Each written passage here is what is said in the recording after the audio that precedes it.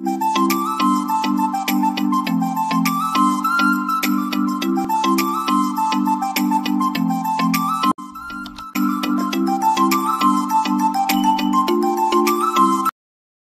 बच्चों, हमने अपने वीडियो कक्षा यानी व्याकरण भाग 2 में इन व्याकरणों को पढ़ लिया है और समझ भी लिया है।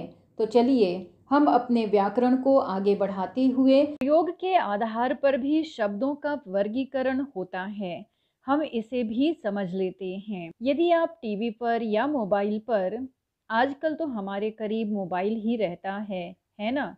ठीक है, तो आप किसी धारावाहिक को देखते हैं तो आपको ध्यान होगा कि धारावाहिक खत्म होने पर टीवी के स्क्रीन पर नाम लिखा होता है।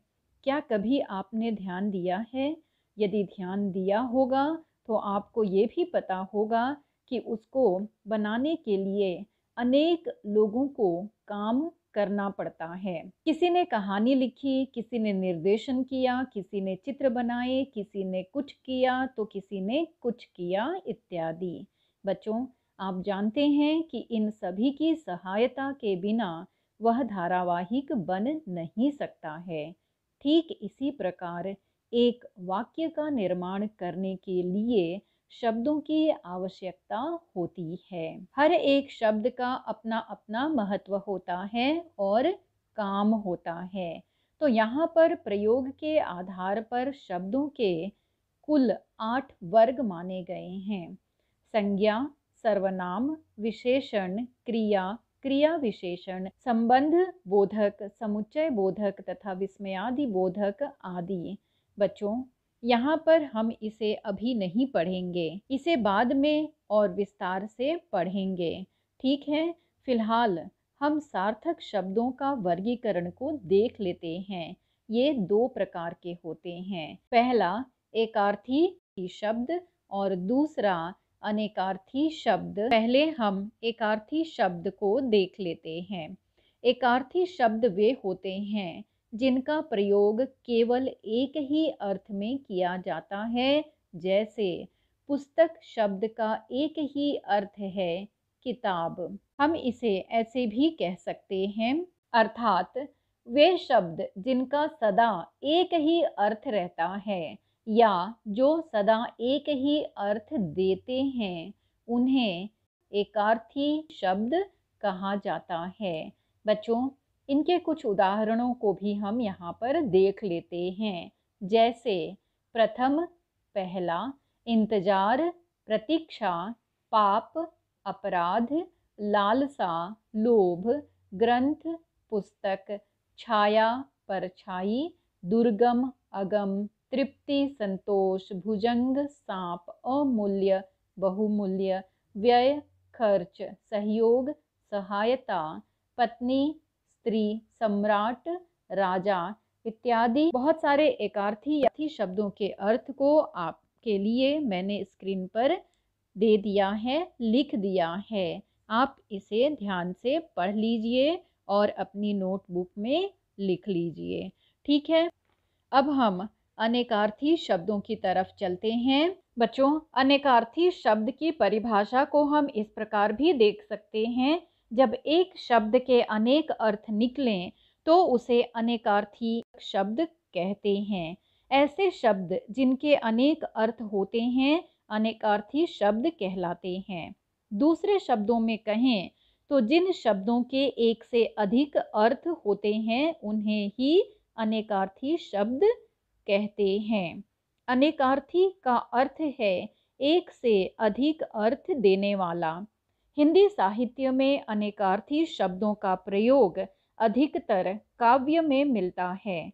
काव्य में रसों के समुचित प्रयोग के लिए इनका इस्तेमाल किया जाता है और इन काव्यों का मतलब समझने के लिए भी इनका ज्ञान बहुत जरूरी है। हिंदी भाषा में अनेकार्थी शब्दों का प्रयोग ज़्यादातर यमक और श्लेष अलंकारों में किया जाता है। जैसे कर का मन का डार दे, मन का फेर। ठीक है। दूसरा, रही मन पानी राखिए, बिन पानी सब सून। पानी गए न उबरे, मोती मानुष चूर्ण। ठीक है, ऊपर दिए गए उदाहरणों में प्रयुक्त शब्दों के अर्थ हम देख लेते हैं। मन का यानी माला के दाने, और दूसरा मन मतलब चित्त का। ठीक है, अब दूसरे उदाहरण को देखेंगे। पानी मतलब चमक, यहाँ पर मोती के लिए प्रयोग हुआ है। ठीक है, दूसरा पानी मतलब इज्जत है, यहाँ पर मानव के लिए उसका प्रयोग किया गया है। तो बच्चों, कई शब्द ऐसे होते हैं जिनका प्रयोग अनेक अर्थों में किया जाता है। ऐसे ही कुछ उदाहरण को हम यहाँ देख लेते हैं। जैसे विद्यार्थी परीक्षा का फल जानने के लिए उतावले हो रहे हैं। ठीक है, यहाँ पर फल यानी परिणाम है। दूसरा, दुकानदार फल बेच रहा है। अब यहाँ पर फल यानी आम, अमरूद, केला इत्यादि है। ठीक है, जैसे मोटा, एक तो शारीरिक रूप से और दूसरा अधिक मात्रा में। कुछ और उदाहरणों को भी देख लेते हैं। तीर, एक तो बाण है और दूसरा नदी का किनारा है। पत्र चिट्ठी और दूसरा पत्ता होता है। दल सेना, पत्ता समूह होता है। हार, इसे ध्यान से देखिए, माला और पराजय। कर्ण कुंती पुत्र या फिर कान, निशान चिन्ह या ध्वजा, धर्म स्वभाव या गुण। घन बादल या घना, भाग भाग्य हिस्सा। कर हाथी की सूंड, किरण टैक्स और हाथ होता है। ऐसे ही कुछ अन्य शब्दों को मैंने आपके लिए आपके स्क्रीन पर लिख दिया है, उसे भी ध्यान से पढ़ लीजिए और लिख लीजिएगा। ठीक है बच्चों, हम अपने व्याकरण को आगे बढ़ाते हुए समानार्थी और पर्यायवाची शब्दों को भी देख लेते हैं। समानार्थी का अर्थ होता है समान अर्थ, अर्थात किसी शब्द का समान अर्थ वाले दूसरे शब्द या उसी के समान कोई दूसरा नाम या वस्तु। ठीक है, समानार्थी और पर्यायवाची दोनों एक सिक्के के दो पहलू हैं, बस दोनों के नाम अलग अलग हैं, बाकी अर्थ के समान हैं। समानार्थी और पर्यायवाची शब्द दोनों एक ही हैं। समान अर्थ वाले अर्थ को समानार्थी कहते हैं और एक से अधिक शब्दों वाले अर्थ को पर्यायवाची कहते हैं। समानार्थी और पर्यायवाची का स्वरूप एक है, जैसे नौकर, सेवक, अनुचर और रवि, दिनकर, सूरज। कई शब्दों को अलग अलग अर्थों में व्यक्त किया जाता है, पर उस शब्द का अर्थ समान ही रहता है। ऐसे समान अर्थों वाले शब्दों को समानार्थी या फिर पर्यायवाची कहते हैं। ऐसे शब्द जिनके अर्थ एक जैसे अथवा मिलते जुलते हों, जैसे अंग, भाग, उपाय, देह, अवयव। बच्चों, पर्यायवाची शब्द को लेकर लोगों की धारणा है कि अनेक अर्थ एक जैसे होते हैं, किंतु यह सच्चाई पूर्ण सत्य नहीं है, क्योंकि एक समान दिखाई देने वाले शब्दों के अर्थ में थोड़ा बहुत अंतर अवश्य होता है। अतः हर पर्यायवाची शब्द का अपना स्वतंत्र अर्थ होता है। बच्चों, जहाँ समानार्थक शब्दों से आपके ज्ञान में वृद्धि होती है, वहीं उसका व्यक्तिगत शब्दकोश भी बढ़ता है।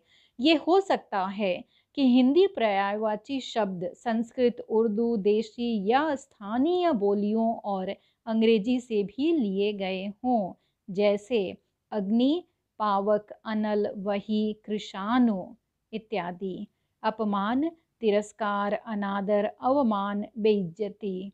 ठीक है, अधर, होंठ, धरती और आसमान के बीच का भाग इत्यादि होता है। पर्यायवाची शब्द को हम इस तरह से भी देख लेते हैं। बच्चों, यहाँ पर यह बात समझना अत्यंत जरूरी है कि पर्यायवाची शब्दों का तात्पर्य समान अर्थ वाले शब्द होते हैं, परंतु इनका प्रयोग करते समय हमें इस बात का ध्यान रखना चाहिए कि हर स्थिति में एक शब्द के स्थान पर उसके पर्यायवाची शब्द का प्रयोग नहीं किया जा सकता है। जैसे हम कह सकते हैं कि पहाड़ पर चढ़ना सरल नहीं है, परंतु अचल पर चढ़ना सरल नहीं है, यह कहना ठीक नहीं लगेगा। ठीक है, तो बच्चों, ऐसे ही कुछ और शब्दों को भी हम यहाँ पर देख लेते हैं।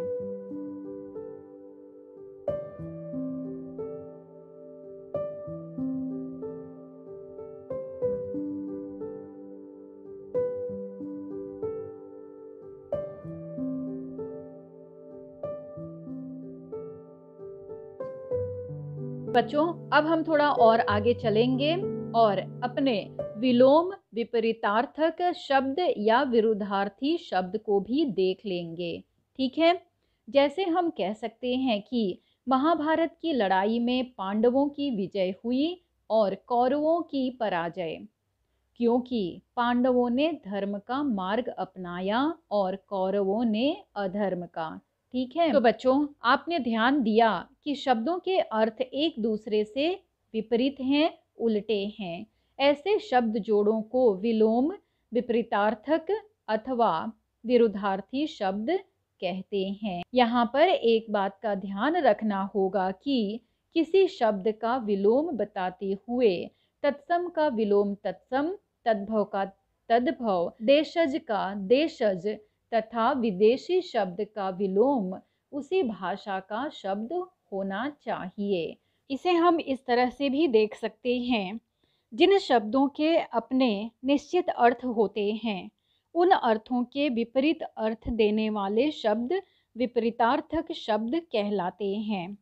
तो बच्चों, विपरीतार्थक या विपरीत अर्थ देने वाले शब्द निम्नलिखित विधियों से बनते हैं।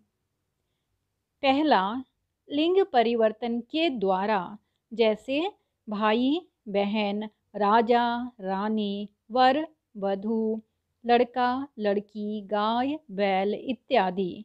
दूसरा, भिन्न जातीय शब्द के द्वारा, जैसे अधम उत्तम, अधिकतम न्यूनतम, अनुराग विराग, आजाद गुलाम, आगे पीछे, कड़वा मीठा इत्यादि।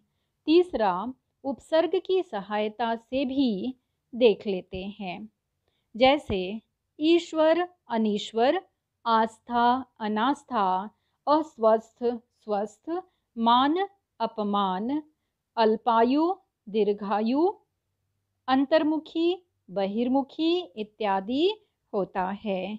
चौथा, उपसर्ग के समान प्रयुक्त होने वाले शब्दों के परिवर्तन को भी हम यहाँ पर देख लेते हैं, जैसे गणतंत्र राजतंत्र, अल्पसंख्यक बहुसंख्यक, एकतंत्र बहुतंत्र, उत्तरायण दक्षिणायन, विशालकाय लघुकाय, उदयाचल अस्ताचल इत्यादि होता है। ठीक है बच्चों, विलोम विपरीतार्थक या विरुद्धार्थी शब्द के कुछ और उदाहरणों को भी हम यहाँ पर देख लेते हैं, जैसे एकता अनेकता, दिन रात, उदय अस्त, प्रशंसा निंदा, अनुज अग्रज, प्रत्यक्ष अप्रत्यक्ष, आय व्यय, सरस निरस, जीवन मरण इत्यादि। ऐसे कई शब्द हैं जिसे मैंने आपके स्क्रीन पर लिख दिया है। आप इसको ध्यान से देख लीजिए, पढ़ लीजिए, समझ लीजिए और अपनी नोटबुक में लिख लीजिए। ठीक है बच्चों, मैं उम्मीद करती हूँ कि आप सभी को हिंदी भाषा के व्याकरण अच्छी तरह से समझ में आ रहे होंगे। तो हिंदी व्याकरण के भाग 4 भिन्नार्थक शब्द के वीडियो को देखना न भूलिएगा। ठीक है, तो बहुत जल्द हम मिलेंगे अपने नए विषय के साथ। तब तक के लिए आप अपने घर में रहिए, सुरक्षित रहिए और अपना ध्यान रखिए।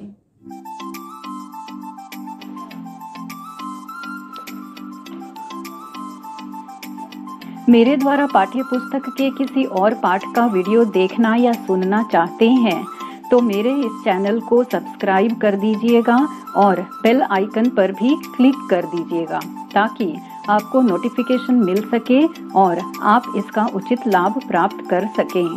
धन्यवाद।